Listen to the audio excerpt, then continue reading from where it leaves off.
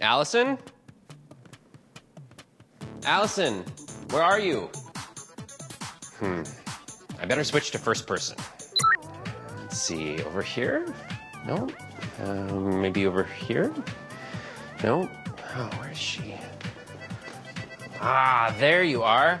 Allison, we need to start the show. I know, Gary. I'm just getting in the mood for our coverage of The Legend of Zelda Ocarina of Time 3D launch event on today's show. Plus, we'll check out Allison's trip to Seattle, where she met some of the people behind mystery case files, the Malgrave incident. And an in-depth look at the new game Inchworm Animation. Let's get started. Sorry, I'm just really into the game. Completely understandable.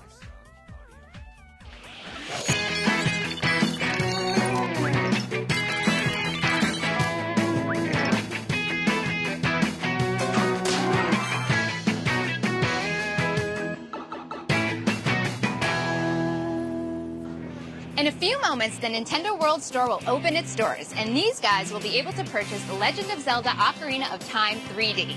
Fans from all over the world have descended upon the store to celebrate the release and to be among the first to buy it. Let's join them. Tell me what you've heard about The Legend of Zelda Ocarina of Time 3D. Well, I played the original Ocarina of Time for the Nintendo 64, and I really like that, and the graphics look a lot better. Tell me about your shield. Well, it's the Hylian shield. There's only one, and I have it. Awesome. Must come in handy here in New York City. What do you think? Yeah. A lot of crazy people in New York. Let's do it. 25 at a time, baby. Let's make it happen. Okay? Yeah!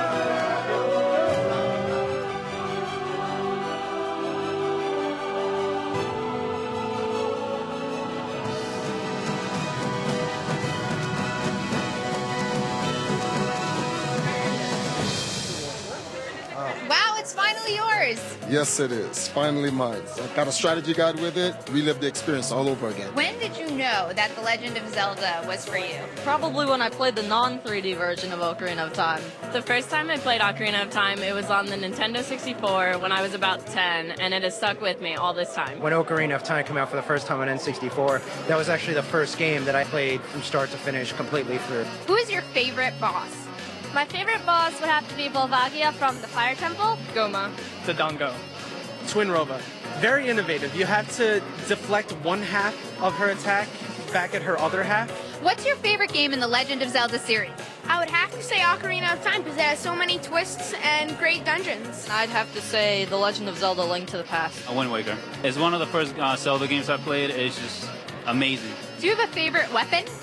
Yeah, the big Goron sword. My favorite game is The Legend of Zelda: Majora's Mask because you can put on masks and be different characters. Can you play the ocarina? Yes, actually, I have my ocarina with me here today. Wow! I have a special request for Zelda's Lullaby. Can you do it? Yeah, I'll do it.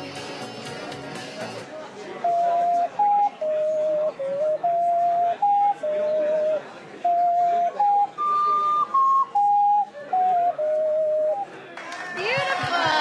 Thank you! What new features are you looking forward to? The Shard of Agony, of course. Oh, just all the little tweaks to the graphics. I know that everything has a lot more detail now. It's a great game, and I'm so glad that they're remaking it. All right, let's check in with Street Pass. Looks like I've collected a bunch of new Mii characters, and a lot of them are dressed appropriately with their Link hats. Looks like I made a lot of new friends today. I cannot think of a better way to end the day. Heed the call of adventure and load up your slingshot. The Legend of Zelda Ocarina of Time 3D is in stores now.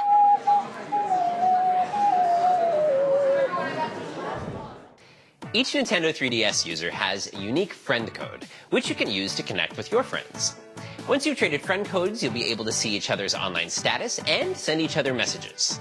Trading friend codes is easy. Gary and I will show you how.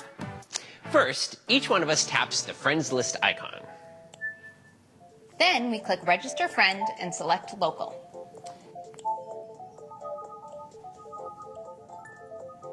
Now I click on Allison.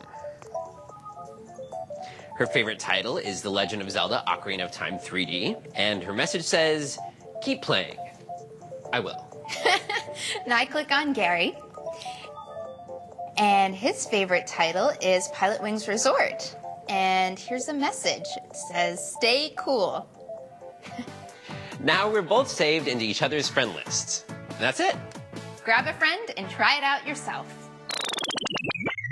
Mystery Case Files: The Malgrave Incident is a new game that's a collaboration between Nintendo and Big Fish Games, and I flew across the country to spend time with some of the people who made it.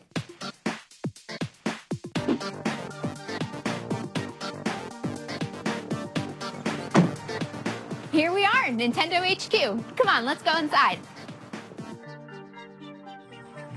Hey, Mabel. Hi, nice to meet you. Great to meet you in person. Arika's waiting for us in the cafe if you want to head over. Let's do it. Hey, Arika. Hey. This is Allison. Hey, welcome to Nintendo. Thanks a lot. So she's been here, but she's never checked out downtown. Well, we have to show around town while we talk about the game. Ariko and Mabel showed me some of their favorite spots. This is awesome. It smells so good. It looks almost just like the game. There's a butcher shop scene. So by the time I see the games, they're completely finished. What's it like to be there on the ground floor? Everyone is so passionate about everything around them, but they're also really passionate about their product, and it really shows. You get to actually be in the creative process, brainstorm. Well, you're in on a secret before anyone else gets to see it. What better place to talk about a mysterious island than on a ferry? So I've heard so much about the game. What can you tell me about it? It's a hidden object puzzle and adventure game. Mystery Case Files, you're a master detective. You get called by Winston Malgrave.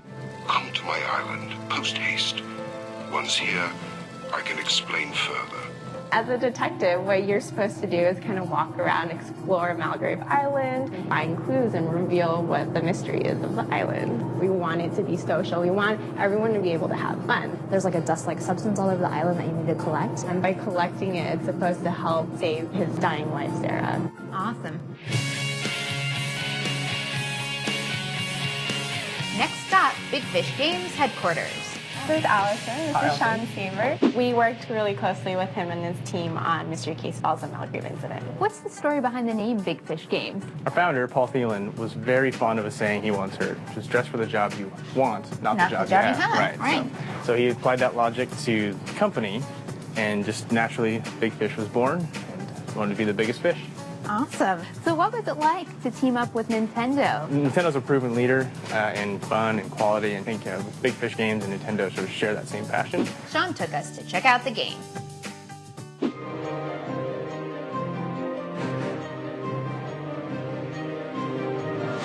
What are we doing? This is the first hidden object scene we've got in the game. We take, 50 to 60 objects and hide them somewhere in the scene. We have Pocket Watch on the list here. Oh, there it is. Point at it, hit the A button, and you found the object. When you're playing the hidden object scenes in the adventure mode, up to 4 people can join in and play. We found this object, so what you're going to do with this later in the game is use this somewhere to solve another puzzle. Gotcha. So it's not only hidden objects, there are all sorts of puzzles in here. Correct. Neat. That's right. You've likely encountered a contraption designed to obstruct our mission. We need to figure out what this thing is and how to solve it. Another thing that is very new about this game is the competitive mode. I'll see if I can hold my own. Oh, you don't even know what's going to come up? Ah! It looks like a hockey puck. That was fast. We got 100 points. Nice. Oh, that. Yes! Yes! You got it. Nice. Well, I think we should switch because I want to try driving. All right. Is that all right? That's fine by me.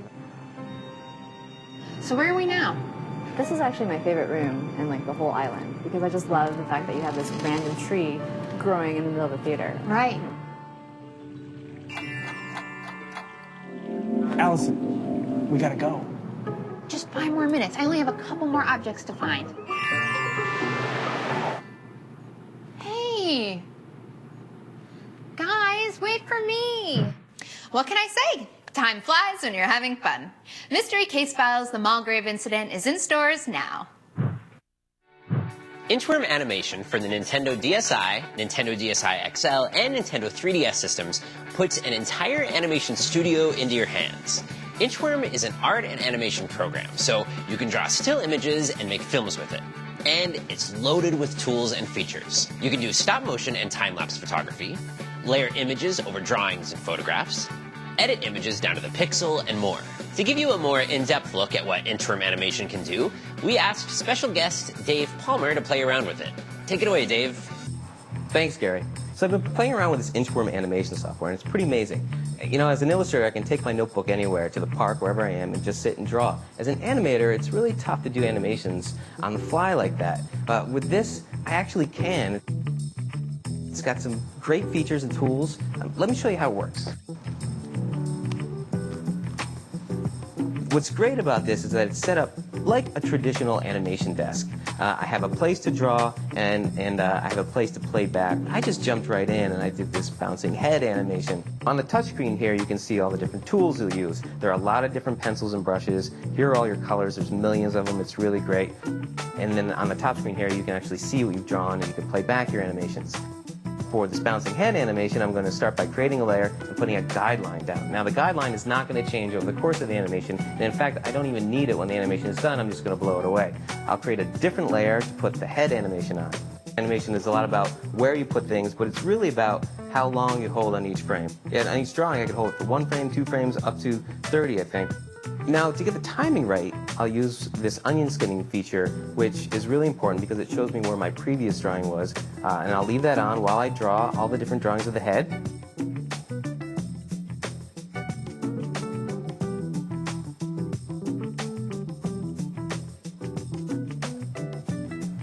And then I can just play it back.